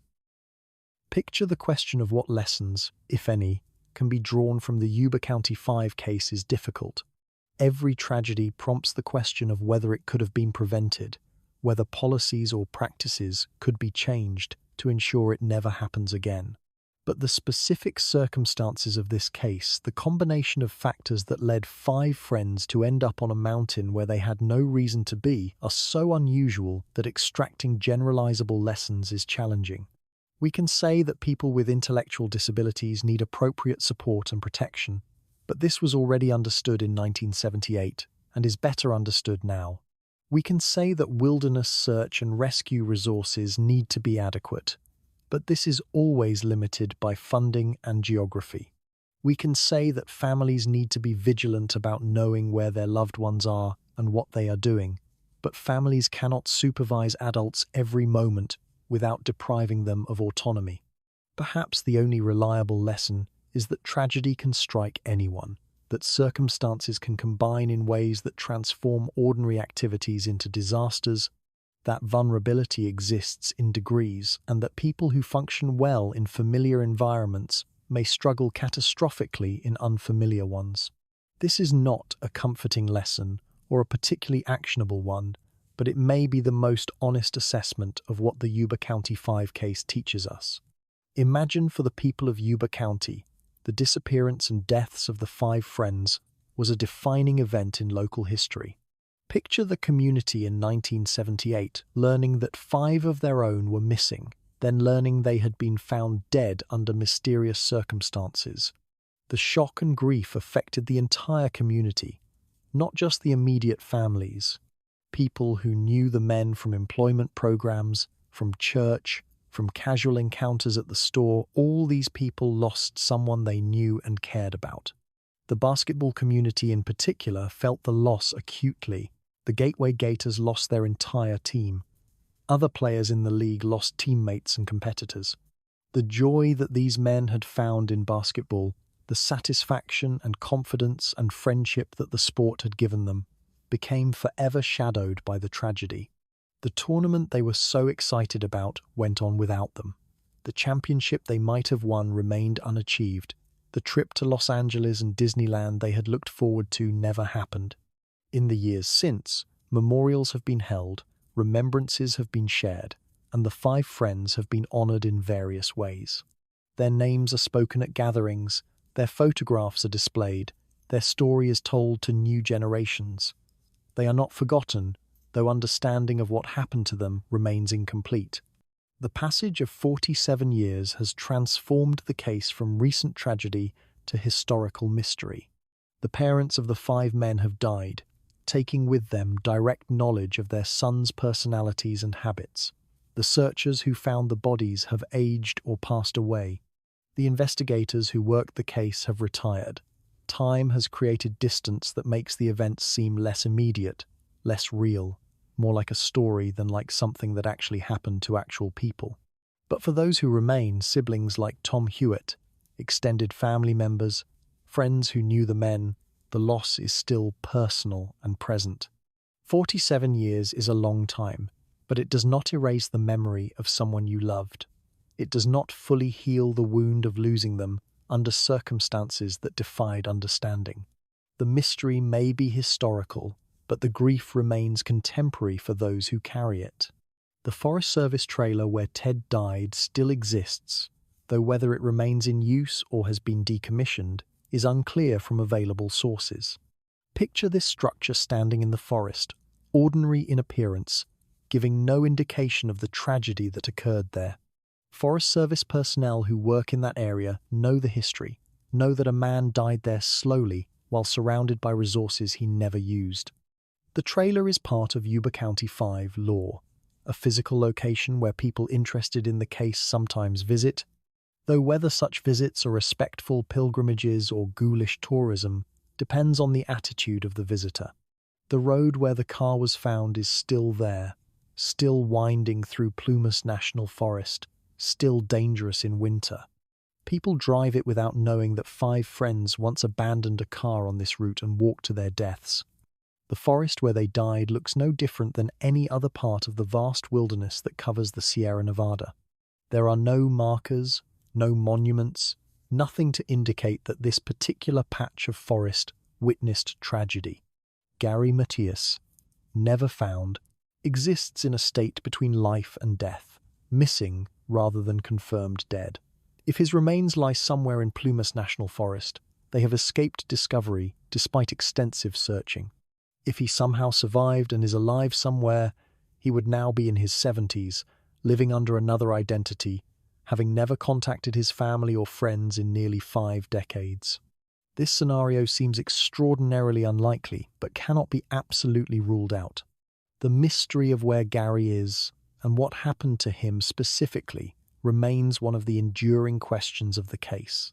His disappearance is complete, no body, no confirmed sightings after that night, no evidence of what became of him. He vanished as thoroughly as if he had never existed, leaving behind only questions and the fading memories of those who knew him. The individual personalities of the 5 friends deserve more attention than they sometimes receive in accounts that focus primarily on the mystery. Picture Ted Weher, not just as a victim or as someone who made incomprehensible decisions, but as a person who loved greeting strangers, who found joy in friendship, who was excited about basketball and tournaments and the possibility of going to Disneyland. His intellectual disability was part of who he was, but it was not all he was. He had preferences and dislikes, humor and moods, relationships and routines that made his life meaningful. Jackie Hewitt, inseparable from Ted, was more than just someone who could not read or write. He was talkative and loving and kind. He had a capacity for friendship that made him beloved by those who knew him. His dependence on others for certain tasks did not diminish his worth as a person or his contribution to the lives of people around him. The bond he shared with Ted was real and deep, the kind of friendship that many people never experience. That he died without Ted beside him, that his remains were found scattered and alone, adds particular poignancy to a tragedy already almost unbearable. Jack Madruga took pride in his car, in his ability to maintain it and drive it well. This pride was justified. He had served in the army, he held a job, he was a responsible and capable person in many ways.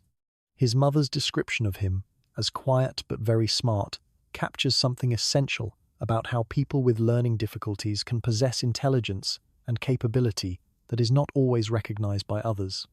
Jack was not simple or incompetent. He was a person with specific challenges who nevertheless functioned well and took care of what mattered to him. That his treasured car became the vehicle that took him to his death is one of the many cruel ironies of this case. Bill Sterling's faith was important to him, a source of meaning and community that enriched his life. Picture him at church services, participating in his religious community, finding in faith something that gave his life structure and purpose.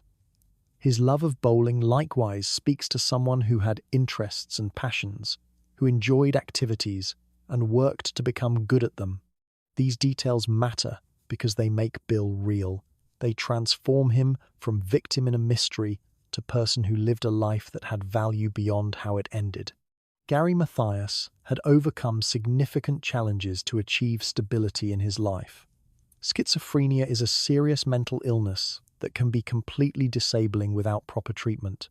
That Gary had been stable for more than 2 years, that he was taking his medication and seeing his psychiatrist and functioning well represents genuine achievement. His service in the army before his illness was diagnosed speaks to capability and dedication. His role in the friend group as someone who looked out for the others, suggests maturity and responsibility. Whatever happened to Gary, wherever his remains may be, he deserves to be remembered as someone who worked hard to manage his illness and who succeeded in living a meaningful life despite his diagnosis. These 5 men were friends. They enjoyed each other's company. They shared a passion for basketball that brought them together and gave them a context where their abilities mattered more than their limitations. The Gateway Gators was not just a team but a community, a place where they belonged and were valued. The tournament they were excited about was not just another game but an opportunity for achievement and recognition and reward.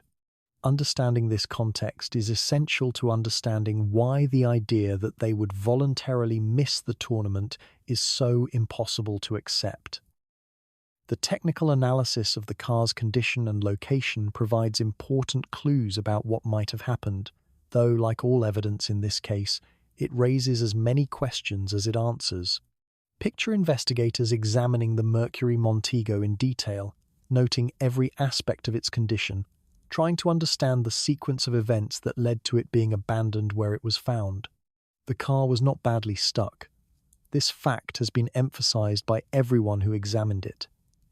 The snow was not deep enough to have trapped the vehicle beyond hope of extraction. 5 healthy men could have pushed it out in a matter of minutes. Yet the evidence showed they had tried to drive it out. Tire tracks indicated spinning wheels, attempts to rock the car forward and back to gain traction. They had made some effort to free the vehicle before abandoning it. This suggests they understood they were stuck and that they tried the obvious solution of attempting to drive out. When that failed, instead of trying the next obvious solution of pushing, they gave up and left. Why would they give up so quickly? Why not spend 10 or 15 minutes attempting to push the car out of the snow? Several possibilities exist. Perhaps they tried pushing, and it did not work, though given that police later determined 5 men should easily have been able to free it, this seems unlikely. Perhaps something prevented them from effectively pushing. Perhaps Jack, as the car owner, did not want others pushing for fear of damage. Perhaps they did not work together in a coordinated way.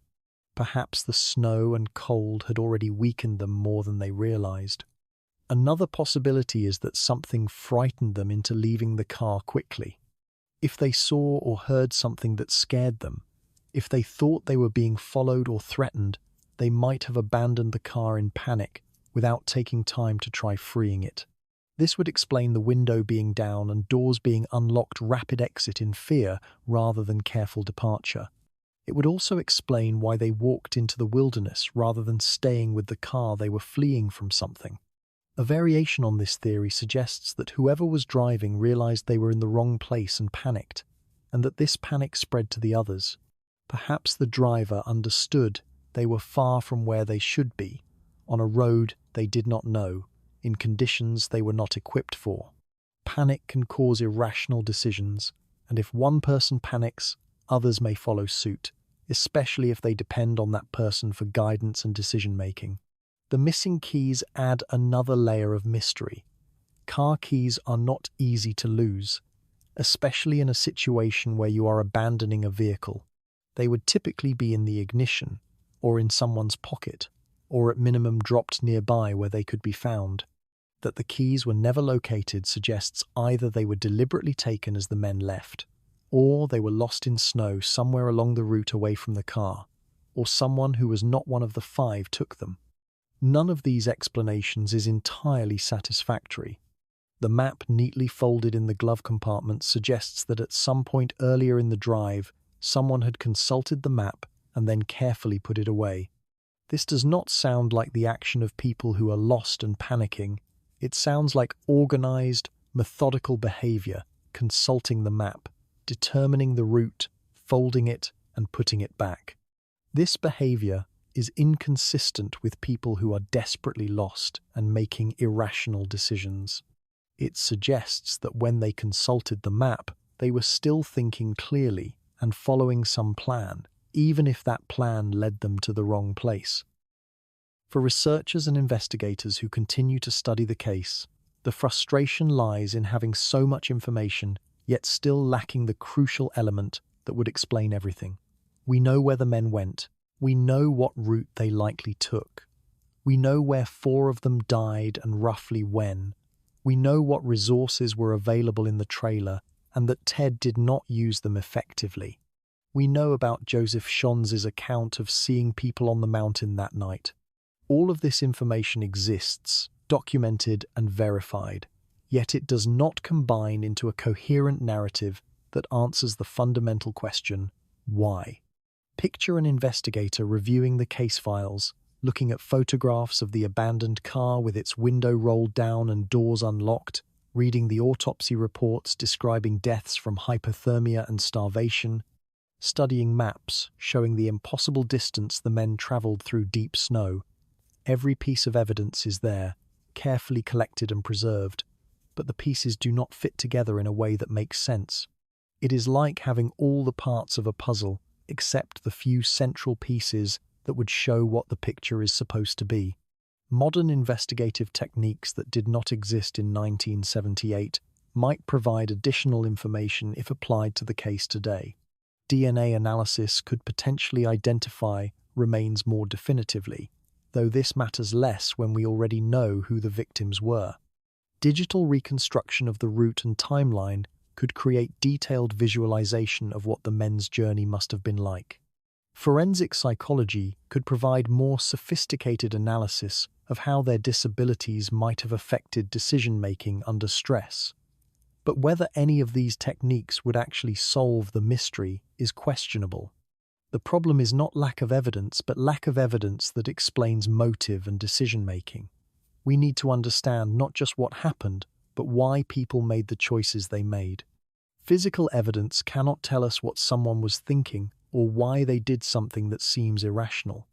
Unless new witnesses come forward with information about seeing the men that night, unless Gary Mathias is somehow found and can tell his story, unless some document or recording surfaces that explains their intentions, the mystery may never be solved regardless of what investigative techniques are applied.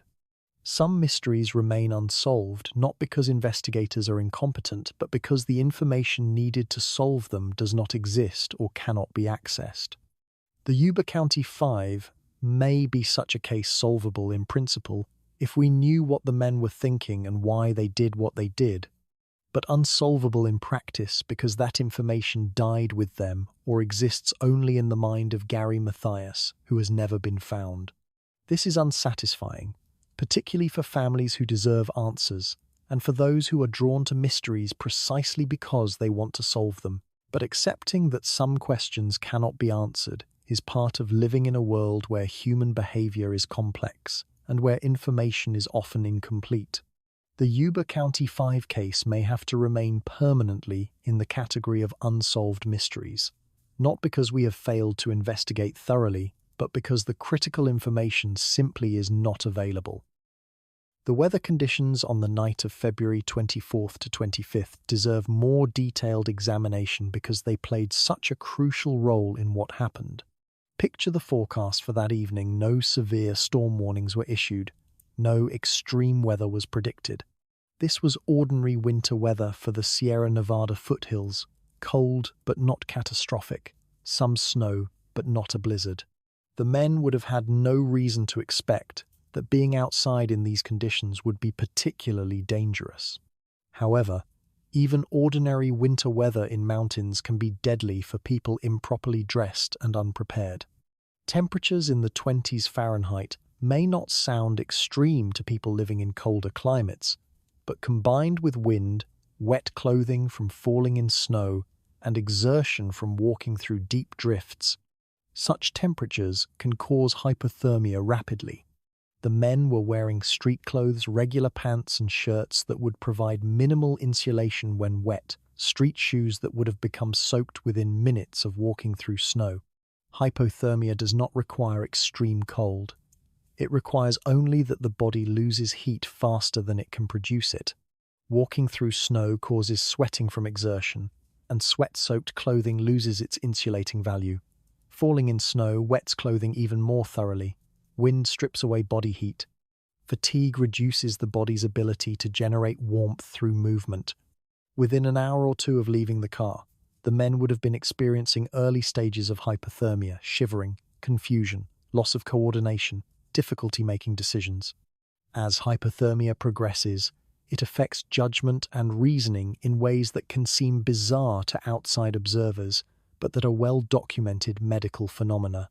People experiencing moderate to severe hypothermia sometimes remove their clothing in what is called paradoxical undressing, a behavior where they feel hot due to blood vessels dilating in a last attempt to rewarm the core. They make irrational decisions, lose the ability to assess their situation accurately, and may stop recognizing danger even when it is obvious. Some of the seemingly inexplicable decisions the men made might be explained by hypothermia, affecting their already compromised judgment. The distance they walked, 19.4 miles from car to trailer, represents many hours of travel through difficult conditions. Even if they left the car around midnight, walking through waist-deep snow in many places, stopping to rest, struggling with exhaustion and cold, they might not have reached the trailer until well into daylight on Saturday, February 25th, or even later. During all those hours, they would have been getting colder, more tired, more confused. By the time they found the trailer, if all five made it that far, they may have been so hypothermic that rational thinking was nearly impossible. The fact that 3 of the 5 died before reaching the trailer, or died shortly after leaving it, speaks to how severe their condition had become. Jackie, Jack, and Bill all succumbed to hypothermia and exposure. They did not have the reserves to keep going, even with shelter tantalizingly close. That Ted survived longer suggests either that he was somehow more resilient, or that he received help from someone else, or that circumstances allowed him to reach the trailer in slightly better condition. But even Ted, who survived the longest, eventually died from the accumulated effects of cold and lack of proper nutrition. The physiological effects of the ordeal the men endured cannot be overstated. Walking 19 miles through deep snow while hypothermic, without proper food or water, with feet becoming progressively more frostbitten, represents an extraordinary level of physical suffering. That any of them completed this journey is remarkable. That 4 of them died attempting it is heartbreaking but understandable given the conditions. That Ted then survived for weeks after reaching shelter only to die of starvation is the particular horror that makes this case so haunting. Modern wilderness survival knowledge emphasizes that the most important survival priority is maintaining core body temperature. Everything else, food, water, shelter, matters less in the short term than preventing hypothermia. The men, with their limited understanding of wilderness survival, may not have known this. They may have focused on walking toward help rather than on staying as warm as possible. They may have kept moving when stopping to rest, and trying to warm themselves would have been better strategy. They may have made many small decisions that individually seemed reasonable but that cumulatively contributed to their deaths. The question of whether better preparation would have saved them is almost certainly yes. If they had been wearing appropriate clothing for winter conditions, insulated jackets, waterproof pants, warm boots, hats, and gloves, they would have had much better chance of surviving the walk. If they had carried emergency supplies in the car blankets, flashlights, with fresh batteries, food and water, matches, they would have had resources to help themselves. If they had told someone specifically where they were going and when to expect them back, search efforts might have begun sooner and focused in the right area. But they were going to a basketball game, not on a wilderness adventure. Expecting them to have prepared for mountain survival when planning an evening in Chico would be unreasonable. The tragedy is not that they failed to prepare for unlikely scenarios, but that unlikely scenarios occurred and they found themselves in a situation for which they were completely unprepared and which their disabilities prevented them from handling effectively once it arose. As we approach the end of this exploration, we return to the fundamental human reality at the center of this case. 5 friends went to watch a basketball game, They were excited about a tournament the next day that could send them to Los Angeles and Disneyland. They had dreams and goals and people who loved them. They never made it home, and 4 of them died in ways that involved suffering that could have been prevented if circumstances had been different. Ted Weiher died slowly over weeks, starving in a trailer full of food, wrapped in sheets by someone who cared for him, found 2 weeks too late to be saved. Jackie Hewitt died of cold on a mountain, his remains discovered by his own father. Jack Madruga died far from the car he treasured, never understanding why his careful driving had brought them to this terrible place. Bill Sterling died in forest far from the church, and the faith that had given his life meaning. Gary Mathias vanished completely and has never been found. These are the facts we can state with certainty.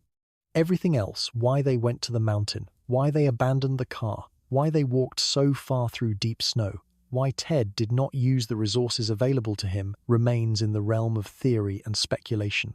The families who loved these men have lived 47 years with questions that may never be answered, with grief that cannot fully resolve because the circumstances of loss remain incomprehensible. The case reminds us that people with disabilities deserve our protection and support, that vulnerabilities can become fatal in the wrong circumstances, that systems designed to help must actually be present when crisis occurs. It reminds us that independence and safety must be balanced, that trusting people to manage their own lives is right and necessary, but that some situations exceed anyone's capacity to manage alone. It reminds us that tragedy can strike suddenly and senselessly, transforming ordinary evening into nightmare.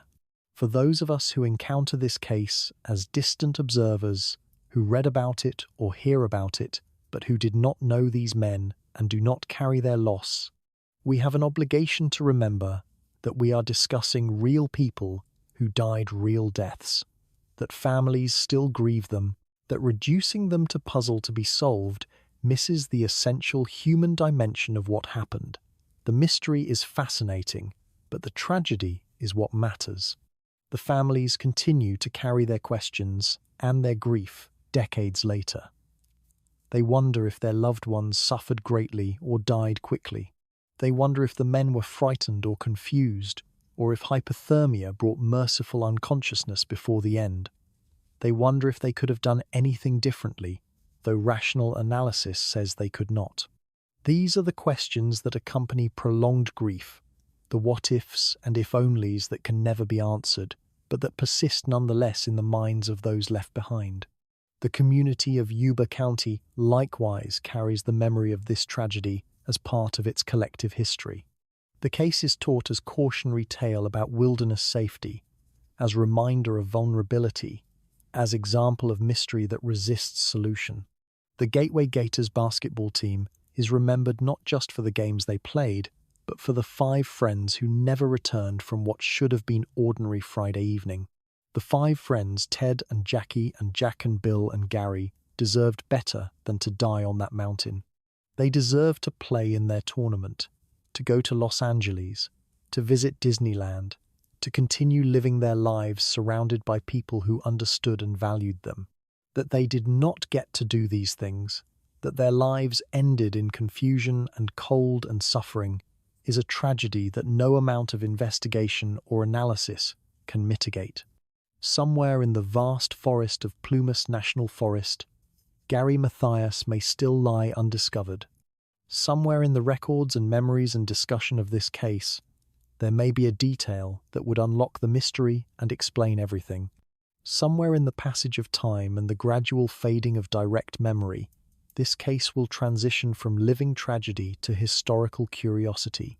But for now, for those who knew these men, and for those who care about understanding what happened to them, the Yuba County 5 remains an open wound, a question without answer, a mystery that resists all attempts at solution. The basketball tournament they never played in, the dreams they never achieved, the lives they never got to complete, these losses cannot be recovered or remedied. What remains is memory, and the responsibility of those of us who tell their story to do so with respect and honesty, and recognition that we are discussing human beings who mattered to those who loved them and whose deaths diminished the world in ways both personal and profound. Until next time, rest well. Good night.